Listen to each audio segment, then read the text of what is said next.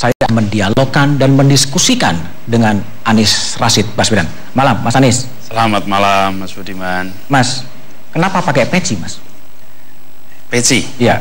Ini adalah identitas nasional kita. Dan kita dari awal salamnya salam bersama. Nih salam simbolnya. Bersama. Kita ingin justru Indonesia di mana yang ada adalah saling menghormati, saling menghargai, dan salah satu caranya adalah justru kita mulai dengan semangat kebersamaan. Secara kebetulan ketika dapat nomornya nomor 3. Nomor 3. Persatuan Indonesia. Spiritnya adalah bagaimana kita sebagai bangsa, sebagai warga Jakarta semua itu membangun Jakarta. Ide siapa pakai peci itu? Oh ini? Ya. Ide. Sebenarnya kalau idenya justru dari Mas Didit. Mas Didit itu putranya Pak Prabowo. Ketika itu beliau yang banyak membantu desain, dan menurut dia kami juga kalau pakai peci kelihatannya lebih bagus gitu. Jadi akhirnya kita termasuk warna penentuan segala. Ya? Jadi kita, dan warna putih ini juga karena paket hemat ya. Paket hemat. Jadi nggak usah pakai pesan-pesan, nggak pakai simbol-simbol. Siapa saja punya baju putih dan kita pakai baju. Oke. Putaran pertama 39 hampir 40%. Ada strategi khusus untuk memasuki putaran yang kedua? Sebenarnya fokus kita tetap. Kami merasa kemarin dukungan warga sampai 40% itu juga karena kita terus-menerus menggaungkan tema yang menjadi perhatian mayoritas warga Jakarta. Temanya banyak di Jakarta, tapi kita melihat masalah lapangan pekerjaan, pendidikan berkualitas hingga tuntas, dan kebutuhan biaya hidup di Jakarta itu menjadi fokus utama. Nah, ke depan kami akan fokus terus pada tema itu, dan kami juga ingin memastikan bahwa organisasi yang terbangun di tingkat warga itu terjaga dan bisa menjangkau lebih luas. Karena saya sendiri berpandangan memang bagi kami yang memulai prosesnya itu relatif baru 5 bulan 6 bulan yang lalu, jika pasangan calon itu ada 3 seperti kemarin, maka kami punya cukup waktu dan energi untuk 2 tahap. Kalau hanya 1 tahap tentu akan berat. Nah, kami bersyukur 2 tahap ini berarti memang udah dalam ekspektasi skenario bahwa pertama akan 2 tahap. Tentu. Saya rasa dari awal kita sadar bahwa ini akan 2 tahap, dan dari awal kita memang justru dengan 2 tahap itulah maka bayangan strategi kita cocok gitu. Jadi kita bergerak dari mulai bulan Oktober, November, Desember, kemudian di situ tata organisasi, pesan-pesan ditata, dan kami menemukan bahwa lebih dari 60% warga ketika mereka mendengar tentang program kita, ke rencana-rencana kita, gaya kepemimpinan, ternyata itu mendapatkan kepercayaan. Karena itu bagian kami adalah memastikan bahwa semua warga Jakarta mendapatkan informasi itu. 39 hampir 40% ini sesuai dengan ekspektasi tim sukses dari Anies Sandi? Iya, kita mentargetkan dari awal di atas 35%. Di atas 35%? Ya, minimal 35%. Dan itu kita dari awal sudah mentargetkan ke sana. Jadi sebagai sebuah perjalanan, kami ini seperti mendaki gunung. Makanya ketika melihat ada survei muncul bulan Oktober, November, Desember, kami sadar persis memang kita sedang bergerak. Yang justru menjadi tantangan adalah waktu itu meyakinkan kepada semua pendukung, baik di partai maupun di relawan, tenang, ini seperti mendaki gunung. Karena targetnya adalah sampai di puncak fase ini di tanggal 15, dan alhamdulillah itu tercapai. Sampai di puncak ini berapa target suara yang bisa diperoleh oleh Anies Sandi pada putaran kedua kalau sesuai dengan prediksi dari konsultan atau tim sukses itu sendiri? Insya Allah tentu di atas 50% targetnya. Di atas 50%? Ya, tapi kita sadar persis bahwa kita harus bekerja keras, tidak otomatis bahwa hasil kemarin menunjukkan 57% warga Jakarta menginginkan gubernur baru. Tetapi keinginan gubernur baru itu ada dalam 2 pilihan. Ada pasangan Pak Agus Pak Silvi dan Anies Sandi. Nah, sekarang dengan modal 40% kita harus bekerja untuk yang 17%, sekaligus juga untuk menjangkau juga pendukung-pendukung lain. Apa strategi khusus untuk menarik pasangan Agus ke pasangan Anies? Apa semudah itu bisa dialihkan begitu saja? Tentu ada. Nomor 1 adalah kesamaan visi, bahwa kita sama-sama menginginkan kebaruan di Jakarta. Lalu yang kedua, kita sama-sama menginginkan adanya keseriusan membereskan ketimpangan di Jakarta. Yang ketiga, kita sama-sama serius ingin mengaktifkan level grassroots di dalam menyelesaikan masalah-masalah yang ada di kota ini. Jadi satu pada tema, yang kedua pada pendekatan kepemimpinan. Ada satu juga pertanyaan lewat Twitter yang sebenarnya menarik ya, yang muncul kira-kira apakah kelihatannya Mas Anies mencoba mendapatkan dukungan dari Cendana? Apakah ini juga berarti ini ya? Apakah dengan meminta dukungan keluarga Cendana itu artinya Anies Baswedan ingin membawa DKI kembali ke masa Orba?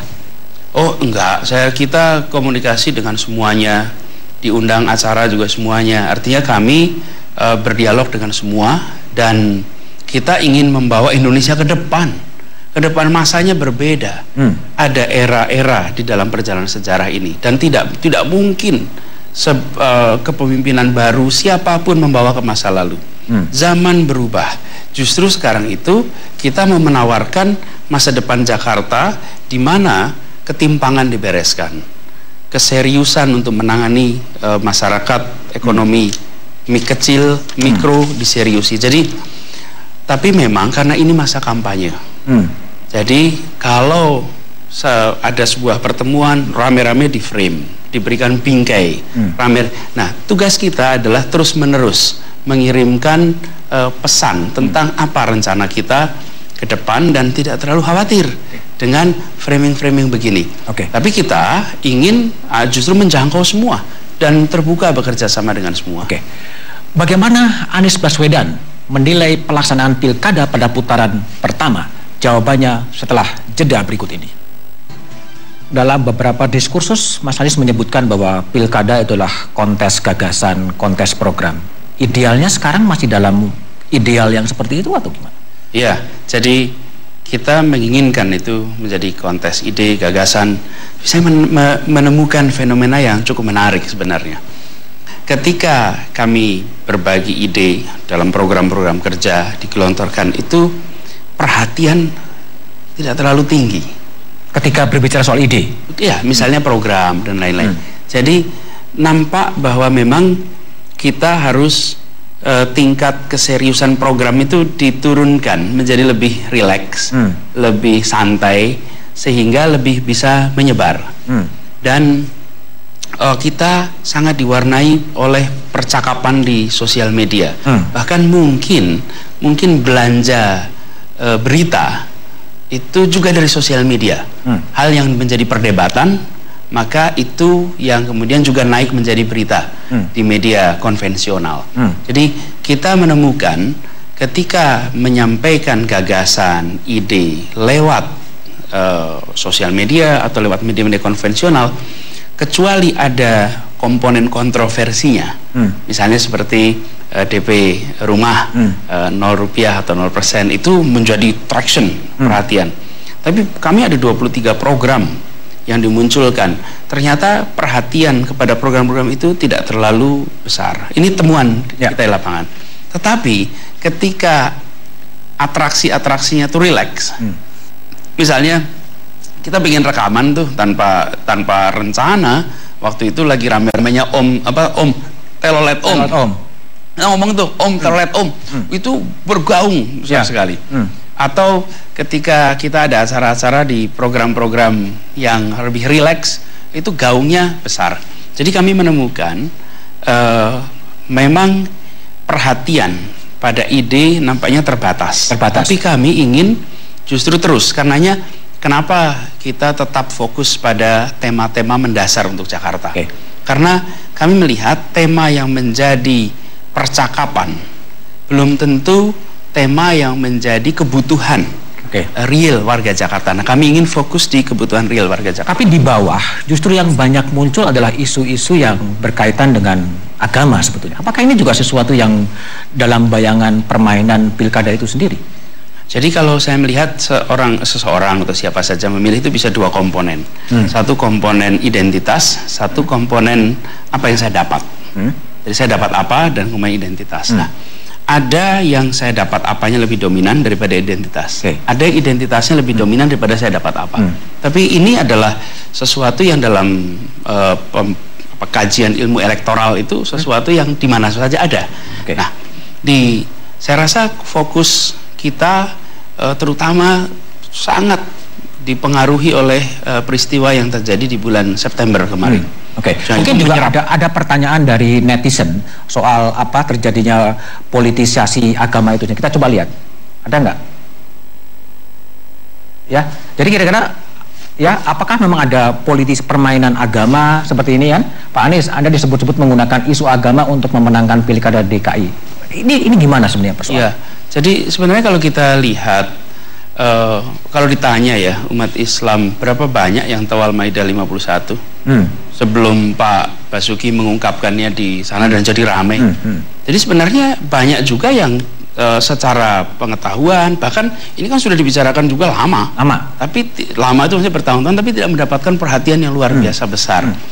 Kami justru merasa khawatir bahwa ini sering sekali digunakan. Kami mau coba bicara tentang program-program, justru dapatnya arahnya pada agama. Termasuk sebenarnya munculnya berbagai spanduk ya di berbagai wilayah yang mengatakan tidak akan menyolatkan jenazah kalau memilih calon tertentu. Ini persoalannya seperti apa kalau dalam kacamata Anies Baswedan? Ya, jadi begini, ancaman di dalam pilkada itu bisa tidak sehat. Karena setiap kali muncul ancaman, dia akan memancing ancaman berikutnya. Ancaman apa nih? Makanya kalau kita lihat ancaman tidak menyolatkan misalnya, itu muncul sesudah putaran pertama, mulai bermunculan. Dan kami mengatakan kepada semua bahwa pada relawan kita, bila ada yang menghadapi masalah, maka Anda datang, turun tangan, tunaikan kewajiban terhadap jenazah yang merupakan fardu kifayah. Kalau sudah ada sebagian menyelesaikan, yang lainnya terbebas tanggung jawab. Tunaikan itu. Dan kita meminta kepada semua untuk menurunkan siapa saja. Meskipun kami tidak pernah menganjurkan, tidak pernah meminta, tidak pernah apa. Tapi inisiatif itu muncul. Pertanyaannya ada apa sehingga muncul begini? Nanti jawabannya tentu kita semua akan lihat dalam perjalanan sejarah. Tapi kami melihat juga ancaman itu muncul sebelumnya. Ketika warga takut memilih. Takut memilih? Takut memilih bukan petahana. Kalau petahana kalah, KJP berhenti. Kalau petahana kalah, maka petugas oranye tidak lagi ada. Itu membuat orang memilih bukan karena keinginan, tapi karena rasa takut. Jadi begitu ada ancaman, muncul ancaman balik nih. Karena itu, dan itu terjadinya di grassroots dua-duanya. Ancaman kalau Mas Anies melihat statement dari Anda bahwa pilkada bisa menjadi mandi fitnah sebetulnya, apakah memang seperti itu atau sebenarnya maksud pernyataan dari Anies Baswedan seperti apa? Saya sendiri merasakan ya, karena seringkali justru kalau orang bertanya tentang posisi seseorang, lihatnya pandangan orang lain. Di sini letak masalahnya. Jadi kalau saya mau tahu tentang Mas Budiman, justru Mas Budiman yang dilihat adalah pandangan orang tentang Mas Budiman, bukan bertanya langsung kepada Mas Budiman. Nah, di dalam pilkada ini saya beri contoh saja, misalnya ada fitnah mengenai korupsi, dimunculkan itu, dan sama sekali tidak tidak mendasar dan dialami oleh kami. Tapi saya rasa kami pun kemudian melihat begini, warga Jakarta tidak bisa begitu saja dibawa oleh fitnah-fitnah seperti itu. Tapi bagi kami ini seperti ujian ini aja, ujian keikhlasan. Ujian keikhlasan artinya ya dipuji jangan terbang, dicaci maki juga jangan tumbang, jalan aja terus gitu. Biasa aja. Tapi kembali kepada spanduk-spanduk yang beredar, ini sebetulnya sebuah ekspresi dari grassroots dengan sendirinya atau memang ada upaya untuk memang menciptakan situasi yang bermain pada zona-zona yang relatif berbahaya sebetulnya? Semoga tidak ya, semoga tidak, karena ini berbahaya sekali kalau ada yang bermain-main di wilayah ini. Dan kami pun dalam posisi yang sangat dirugikan sebetulnya, karena kemudian mata menengok seakan-akan kita melakukan, kita merestui, kita sama sekali tidak. Dan ini pun kami katakan tolong juga jangan ada yang mengancam warga. Kalau seperti apa? Misalnya rasa khawatir. Bila nanti bantuan sosialnya dihentikan, ini kan juga sebetulnya bentuk ancaman, tapi menggunakan program. Yang satu lagi bentuk ancaman menggunakan persoalan mensolatkan. Tapi sebetulnya dua-duanya adalah sebuah ancaman yang munculnya di grassroots. Nah, munculnya fenomena ini, saling ancam ini tidak sehat. Karena itu kemarin saya katakan, hentikan siapa saja yang melakukan. Mari kita bicaranya ide. Ketika misalnya nih, kami bicara tentang ide soal, saya sampaikan lagi rumah misalnya tadi.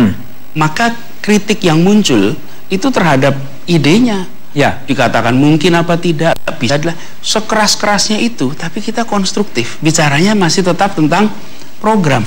Tapi kalau kemudian bergeser pada ancaman, itu tidak ada dampak apa-apa bagi perubahan warga Jakarta. Dan itu yang harus dihindari. Jakarta sebagai barometer ya, semua orang tahu, banyak orang-orang cerdik cendekia di situ. Tapi kenapa tingkat pilkadanya bisa bermain kepada isu-isu yang relatifly membahayakan tenun kebinekaan atau tenun kebangsaan itu sendiri? Ini bukan hanya di Jakarta. Menurut saya ini adalah fenomena di seluruh dunia. Semenjak ada demokratisasi akses informasi, di mana siapa saja bisa menjadi sumber penulis berita, bisa menjadi pemret lah siapa saja, maka ekspresi-ekspresi yang biasanya tidak tergaungkan di publik mendadak punya saluran dan bisa digandakan. Dan itu terjadi seluruh dunia. Jadi bukan hanya kita di Indonesia. Majalah Time di bulan September kemarin membuat satu cover khusus. Mengapa internet menjadi tempat kebencian? Artinya bukan hanya kita, ini seluruh dunia. Jadi kalau dahulu misalnya Kompas menerima kabar di masyarakat, lalu Kompas merapat membicarakan ini baiknya bagaimana mempresentasikannya supaya tidak menggoyahkan masyarakat, supaya informasinya berimbang waktu itu. Hari ini ada sebuah kejadian, langsung difoto, langsung beredar, langsung terpolarisasi. Bayangkan kalau misalnya nih ada dua kelompok etnis konflik, yang satu lalu ada sampai berdarah misalnya, difoto menyebar, mendadak di kota lain yang nggak ada hubungannya dengan itu terpolarisasi. Nah, di situ sebabnya kenapa kita membutuhkan kepemimpinan yang mempersatukan. Kita butuh pemimpinan yang bisa merangkul semua, bukan justru memancing lebarnya perpecahan. Mas Anies, ada artikel yang menarik dari Anies Baswedan soal merajut tenun kebangsaan. Tapi apakah kondisi ideal pilkada sekarang masih tergambar dengan merajut tenun kebangsaan? Jawabannya setelah jeda berikut ini. Menulis artikel di Kompas 11 September 2012. Ini soal tenun kebangsaan. Titik. Nah, seperti artikel seperti ini, ada kutipan yang sangat menarik. Bangsa ini harus tegas, berhenti bicara minoritas dan mayoritas dalam urusan kekerasan. Ini soal kelompok warga negara menyerang warga negara lain, kelompok demi warga dengan secara kolektif menganiaya sama anak bangsa. Mereka merobek tenun kebangsaan. Posisi politik Anies Baswedan dalam konteks tenun kebangsaan masih seperti yang di artikel di Kompas atau seperti apa? Ya, bahkan bahkan sampai sekarang saya enggan menggunakan istilah minoritas-minoritas. Pembukaan di artikel ini saya mengatakan Republik ini tidak didirikan untuk melindungi minoritas. Republik ini tidak didirikan untuk melindungi mayoritas. Republik ini didirikan untuk melindungi setiap anak bangsa. Dan di tulisan itu juga saya mengatakan bahwa negara tidak bisa mengatur pikiran, tapi negara bisa mengatur cara mengekspresikan pikiran. Pikiran tidak bisa diatur. Jadi kalau ada orang yang mengatakan bumi ini kotak, dan pokoknya saya yakin bumi ini kotak gitu, ya saya nggak bisa maksa dia untuk percaya bumi itu bulat gitu. Ya saya percayanya kotak. Tapi kalau dia memaksa orang lain harus berpandangan bumi ini kotak, nah itu baru problem. Kalau dia melakukan kekerasan untuk, ya itu problem. Jadi bukan pada pikirannya. Nah, yang sekarang saya coba lakukan adalah justru bisa berdialog dengan pandangan yang berbeda-beda itu. Tetapi nampaknya kita sudah seringkali menghakimi dulu. Kalau pikirannya beda, berarti Anda tidak memiliki ikat kebangsaan. Padahal problemnya bukan pada pikirannya, problemnya pada cara mengekspresikannya. Jadi yang di Indonesia sekarang kita sedang hadapi adalah penegakan hukum.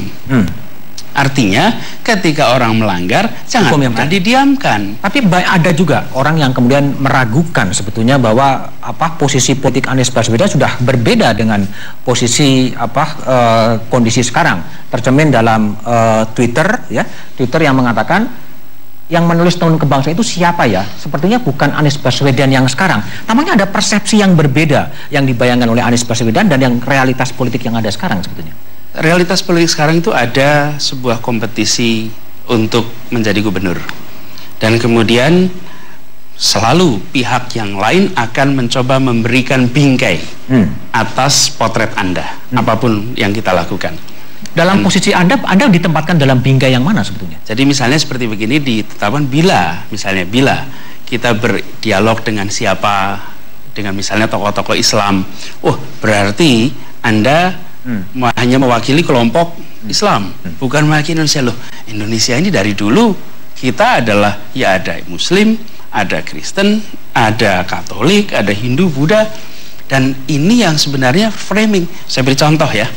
Saya berdialog dengan teman-teman Katolik, ada 44 paroki waktu itu kita bertemu, dengan teman-teman Kristen, dengan tokoh-tokoh Hindu, Buddha, kemudian dengan tokoh Muhammadiyah, tokoh NU, tokoh macam-macam.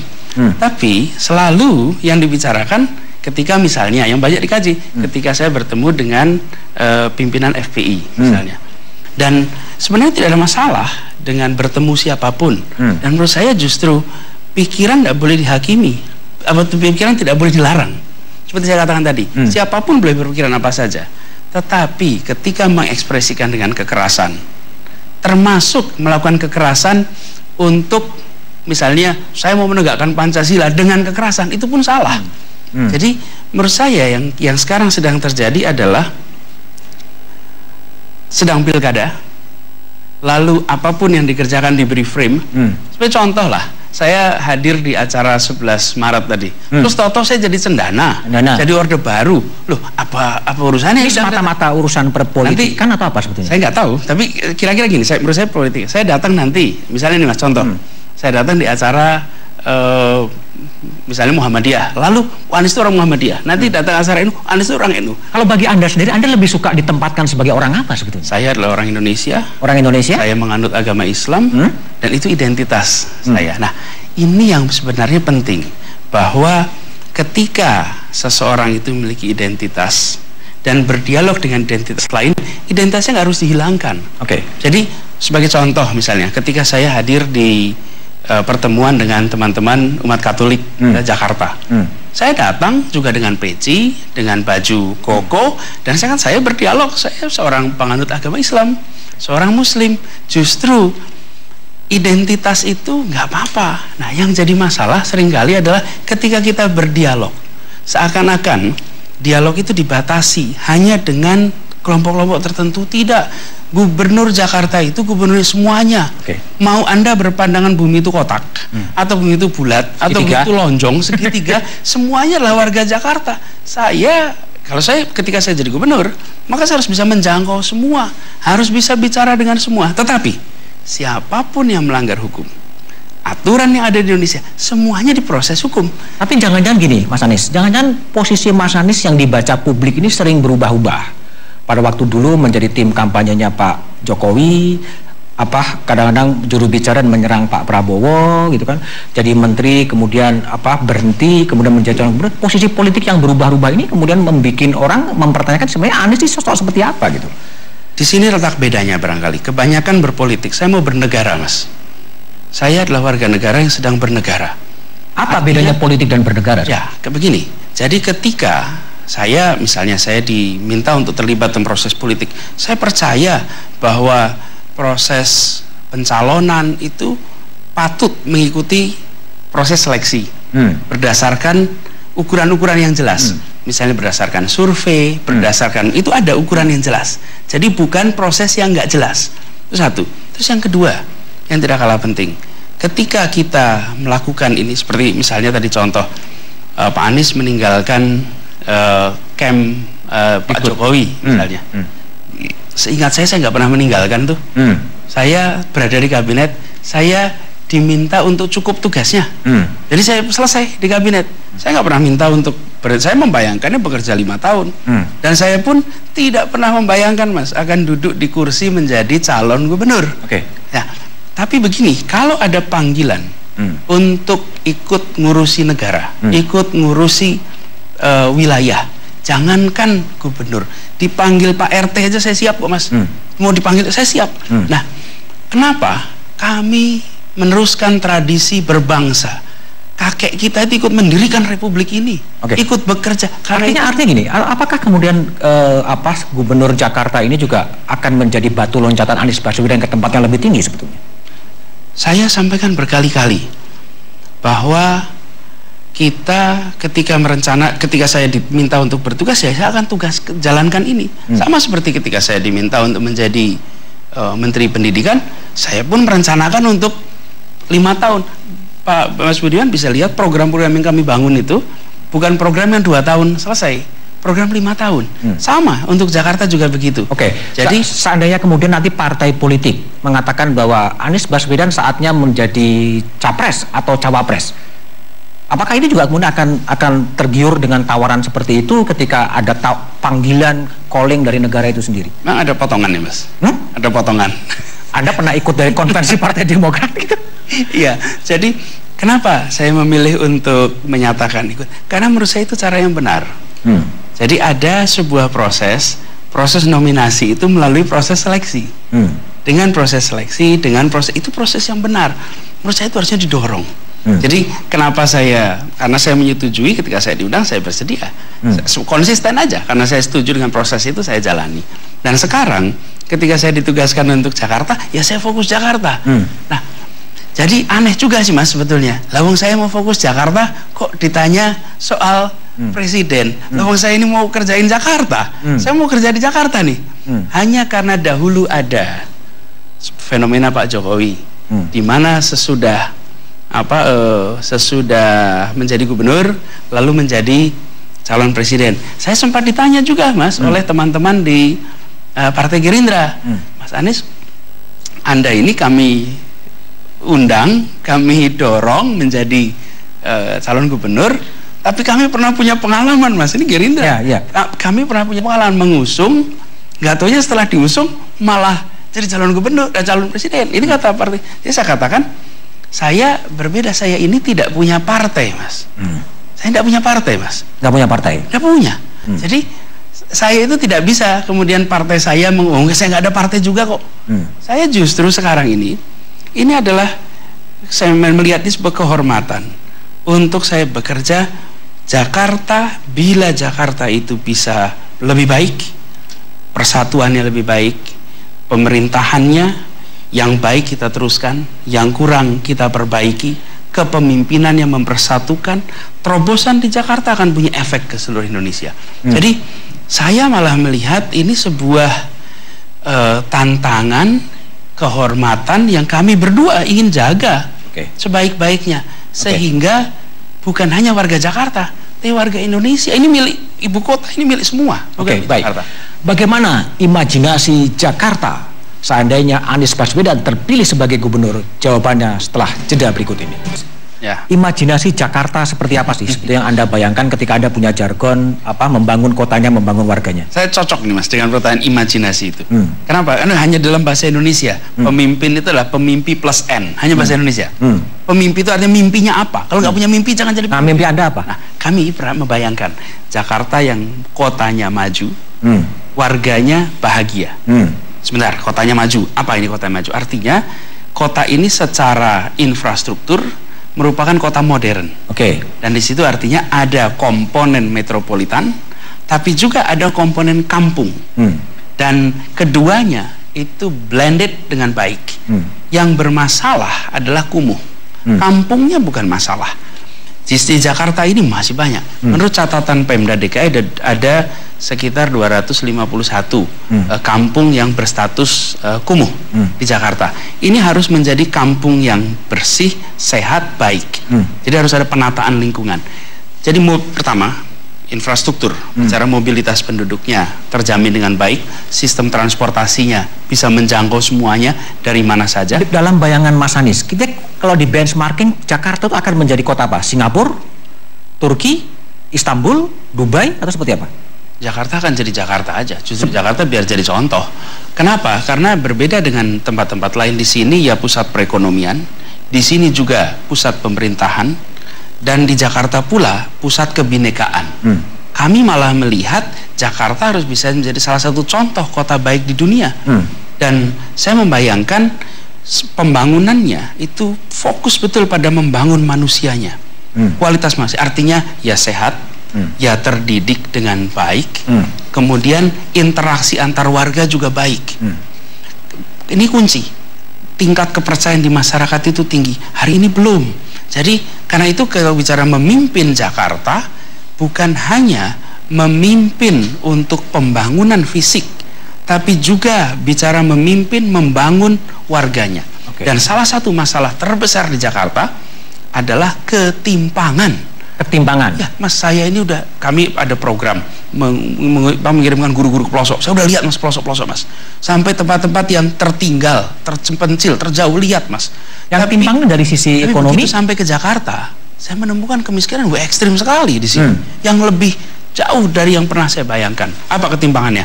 Antara yang kaya dan yang miskin, dan yang prasejahtera, antara yang terdidik dan tak terdidik, antara yang bekerja dan tak bekerja, dan ketimpangan itu membesar. Kenapa? Yang menyebabkan apa? Policy yang keliru atau sebetulnya apa yang terjadi? Menurut saya perhatian kepada pembangunan manusianya kurang. Jadi saya beri contoh misalnya di Jakarta ini bukan karena saya dulu Menteri Pendidikan, Mas, tapi saya berikan contoh angka partisipasi.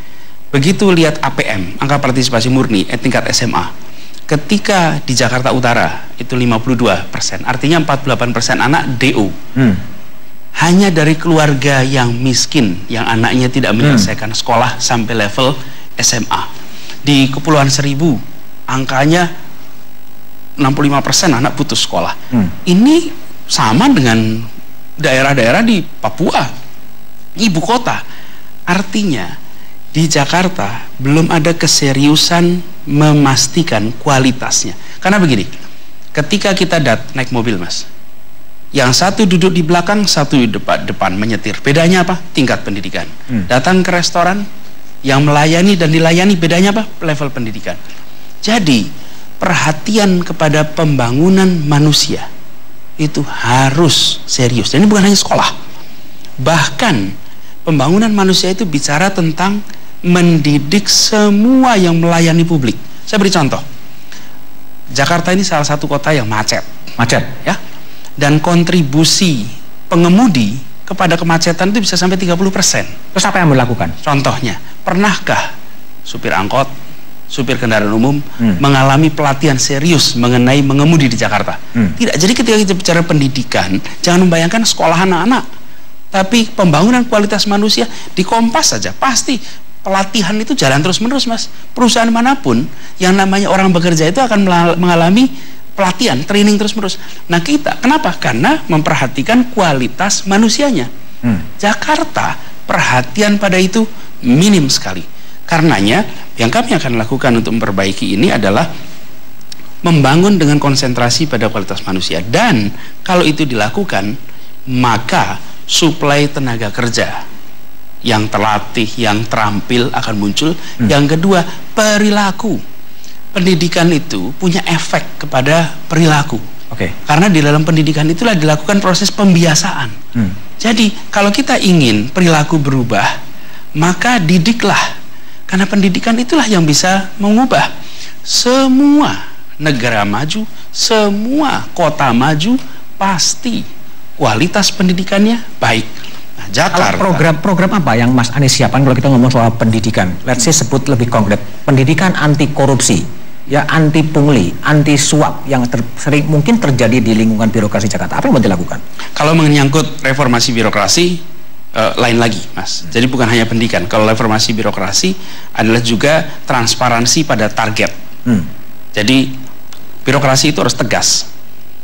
Ini misalnya Mas Budiman menjadi pejabat di sana, maka kami ini targetnya harus diselesaikan kapan, tanda tangani. Bila 6 bulan tidak jalan, Anda mundur.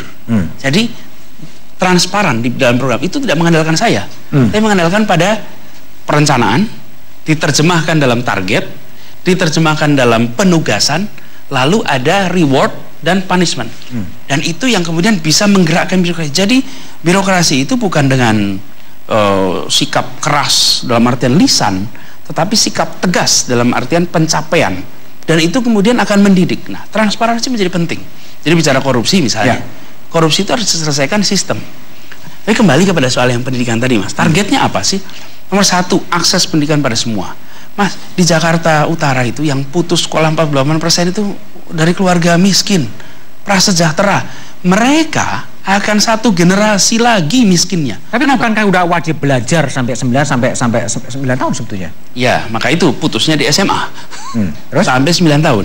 Tapi yang menjadi masalah kan begini, ketika akses jumlah bangku sekolah, ruang kelas, jumlah sekolahnya, lalu biayanya, dan hampir 30% dari biaya pendidikan itu ada di transportasi. Karena itu ke depan kita bukan menggunakan bis sekolah, karena anak-anak kita kelilingnya perginya sekolah beda-beda. Tapi anak-anak berangkat sekolah dengan menggunakan kendaraan umum gratis, kami yang bayar. Jadi bukan kendaraan umum yang dibebani, kami yang akan bayar. Apa yang membedakan dengan subsidi-subsidi transportasi yang dilakukan oleh petahana sebetulnya? Jadi begini, kalau bicara transportasi ya, salah satu masalah di Jakarta ini, transportasi publik massal itu tidak tersambung satu sama lain. Sehingga kalau mau menggunakan transportasi publik, misalnya dari mikrolab sampai ke busway, itu nyambungnya sulit. Nah, yang kami akan lakukan adalah membuat ketersambungan antar moda transportasi. Jadi dari angkot ke mikrolab ke Kopaja misalnya, kemudian sampai ke busway, kemudian sampai ke tujuan mereka, itu sebagai satu kesatuan dengan satu biaya, Rp5.000. Bukan hanya busway-nya. Kalau sekarang pada busway-nya. Problemnya dari yang kita miliki sekarang adalah untuk mencapai, kalau disebut jalur busway, LRT, MRT besok, itu adalah tulang punggungnya. Menjangkau ke sananya harus menggunakan ojek, harus menggunakan taksi. Yang kita mau lakukan adalah mengintegrasikan. Dengan diintegrasikan, lalu seseorang dari mana saja bisa mencapai mana saja, karena bisa ada titik transit yang tersambung. Dan ini yang membuat kota-kota maju lain itu memberikan insentif bagi warga pakai kendaraan umum. Kenapa mereka pakai kendaraan umum? Karena kendaraan umumnya nyambung. Kalau kendaraan umumnya nggak nyambung, sekarang misalnya contohnya, tadi transportasi interkoneksi, tapi kalau banjir kan kemudian tidak berfungsi. Resep Anda apa untuk mengatasi banjir? Betul, beresin dikit ya soal ini ya. Transportasi. Jadi tersambungkan, kemudian kita bisa membuat warga mau naik kendaraan umum. Ya itu satu. Terus soal banjir. Banjir ini ada dua sebenarnya. Satu adalah dari hulu dibawa ke sini airnya. Yang kedua adalah karena air yang jatuh di Jakarta. Kita lihat prinsip dasarnya. Kami akan memperbaiki soal banjir itu sebagaimana kota-kota modern lain, yaitu prinsipnya konservatori. Konservatori artinya apa? Hujan itu memang sunatullahnya, hukum alamnya itu adalah air yang turun ke bumi, bukan air untuk dikirim ke laut. Yang dikerjakan Jakarta hari ini itu adalah mengirim secepat mungkin airnya ke laut. Jadi nggak ada air dimasukkan ke bawah. Rumah-rumah yang penting keluar dari rumah saya, kampung-kampung yang penting lewat kampung saya, bahkan pemerintahnya pun membuat sesegera mungkin dikirim ke laut.